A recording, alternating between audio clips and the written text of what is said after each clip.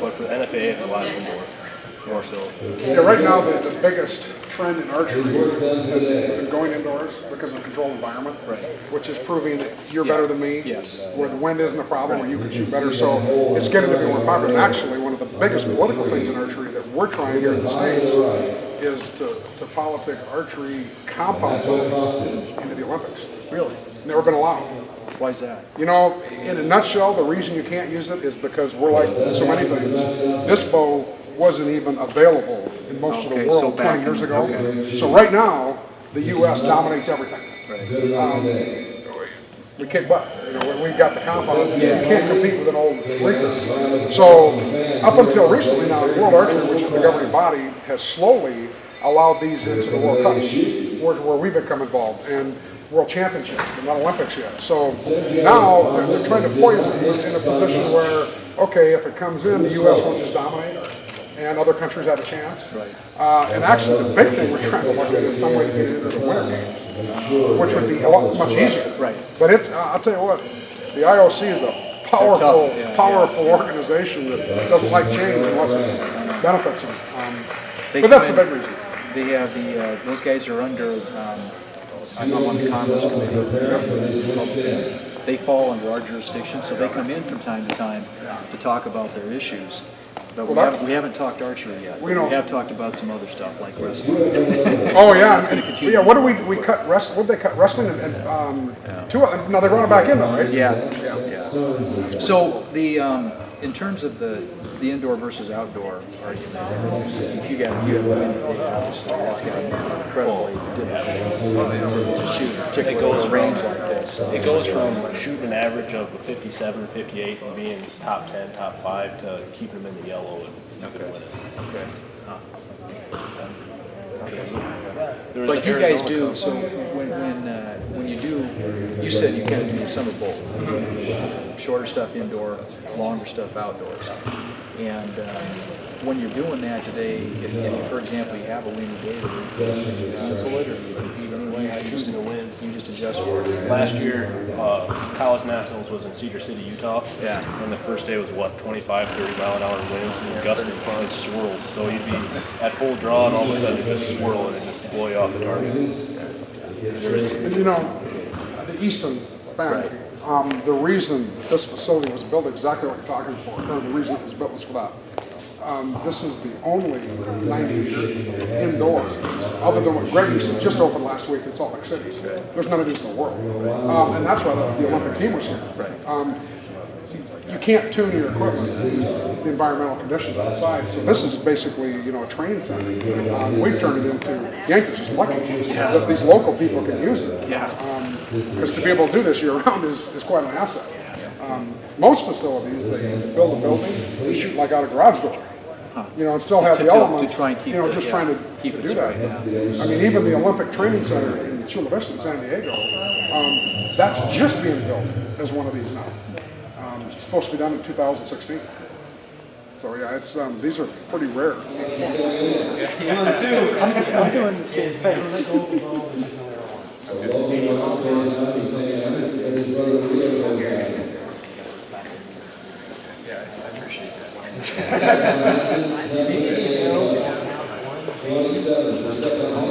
It's always going to point away from the up.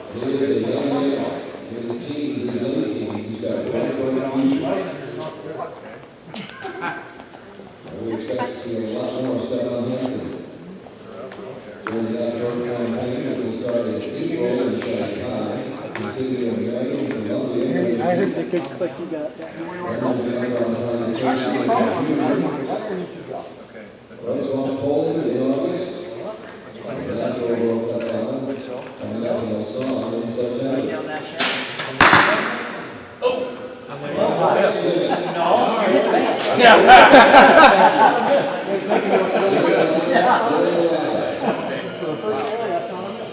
The whole idea is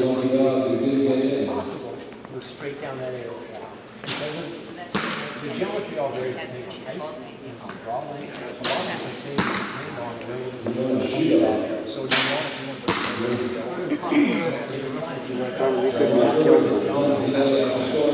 Yes.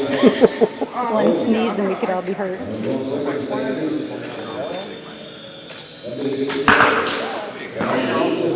Closer.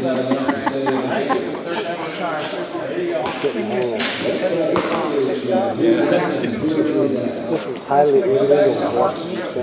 Yeah, I would imagine it is.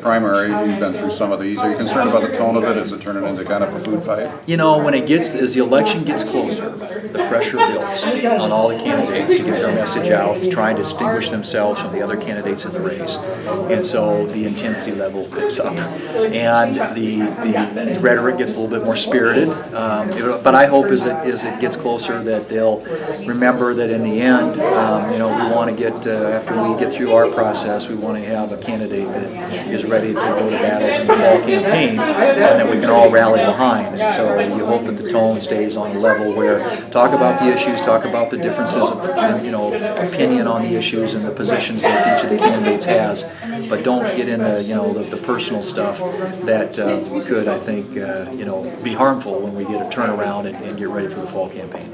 You've got at least one candidate saying he will not endorse a winner if it comes to that. Is that a concern? Well, I hope that's wrong, because I think in the end, primary campaigns, like any campaign, everybody plays to win, and it's always disappointing when you don't win.